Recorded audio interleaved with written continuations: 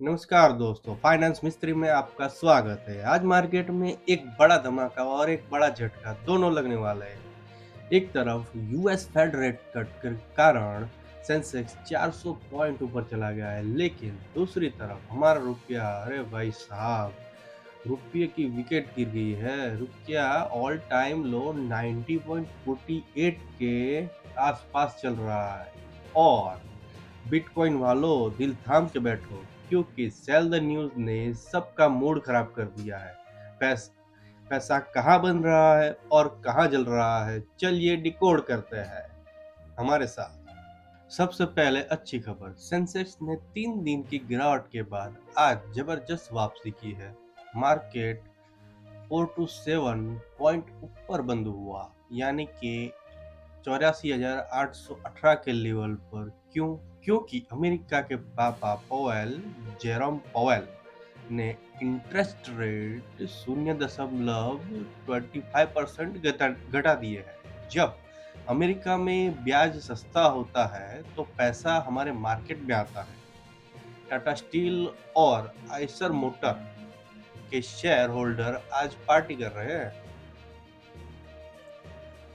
अब आते हैं क्रिप्टो पर। दोस्तों, लोग सोच रहे थे रेट कट होगा तो बिटकॉइन रॉकेट बन जाएगा, पर यहाँ तो उल्टा हो गया।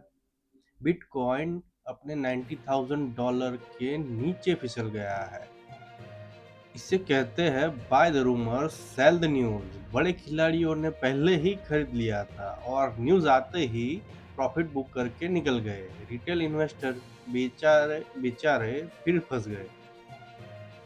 दोस्तों, यह बात थोड़ी सीरियस है। हमारा रुपया डॉलर के मुकाबले 90.48 पहुंच चुका है। अब तक का सबसे निचला स्तर। वजह इंडिया अमेरिका ट्रेड डील जो होने वाली थी, अब खबर आ रही है कि वो मार्च 2026 तक लटक गई है। अगर आपके विदेश घूमने का प्लान बन रहा है तो बजट बढ़ा लीजिए, क्योंकि डॉलर अब महंगा पड़ेगा। शेयर मार्केट में पैसा डबल करने वालों सुनो, जेपी मॉर्गन ने कहा है कि अब इंडिया में हर साल $20 बिलियन यानी 1.6 लाख करोड़ के आईपीओ आना न्यू नॉर्मल है। मीशो और ग्रो जैसे स्टार्टअप्स अब पब्लिक हो रहे हैं। प्राइवेट इन्वेस्टर्स अपना माल बेच के निकल रहे हैं।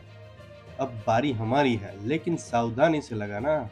हर आईपीओ सोना नहीं होता।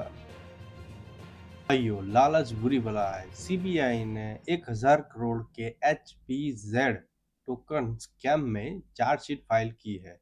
चाइनीज ऐप ने माइनिंग के नाम पर लोगों को लूट लिया है। अगर कोई ऐप बोले पैसा डालो मशीन माइनिंग करेगी, तो समझ जाना कटने वाला है। प्लीज रिसर्च के बिना क्रिप्टो में ₹1 मत डालिए और अपने पैसे को बचाइए। अब अगली न्यूज़ पे चलते हैं। एक दिलचस्प डेटा आया है। पूरे इंडिया में जितना टीडीएस टैक्स जमा होता है, उसका 60% अकेले महाराष्ट्र में आता है। मतलब मुंबई और पुणे के लोग दबा के क्रिप्टो में इन्वेस्ट कर रहे हैं। 1% टीडीएस कटने के बावजूद सरकार खुश और ट्रेडर, खैर ट्रेडर तो बस होल्ड कर रहा है। अगली खबर आ रही है ऑटो सेक्टर से। ऑटो सेक्टर की हाई स्पीड।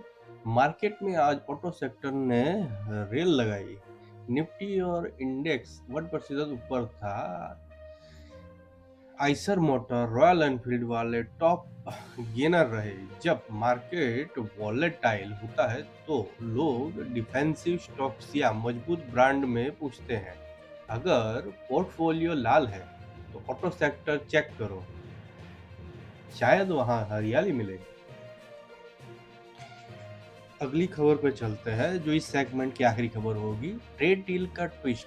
याद है मैंने रुपया गिरने की बात की थी, उसका मैंने मेन विलन है अनिश्चितता, अनसर्टेनिटी। भारत और अमेरिका के बीच जो डील होनी थी वो लटक गई है। मार्केट को अनिश्चितता पसंद नहीं है। जब तक मार्च 2026 तक क्लैरिटी नहीं आती, विदेशी निवेशक थोड़ा हाथ खींच लेंगे। इसका असर निफ्टी के अगले मूव पर पड़ेगा। दोस्तों, अंदर की बात ये है कि यूएस कोर्ट ने ट्रंप के फैसले को असंवैधानिक करार दिया है, तो उसका फैसला 1-2 हफ्ते में आ सकता है। इसीलिए इंडिया वाले इसको पुश नहीं कर रहे हैं। देखते हैं आगे न्यूज़ में क्या आता है। और इसी के साथ ही हमारी आज की न्यूज़ समाप्त होती है। अगर आपको न्यूज़ अच्छी लगी तो आप शेयर कर सकते हैं, लाइक कर सकते हैं। थैंक यू, धन्यवाद।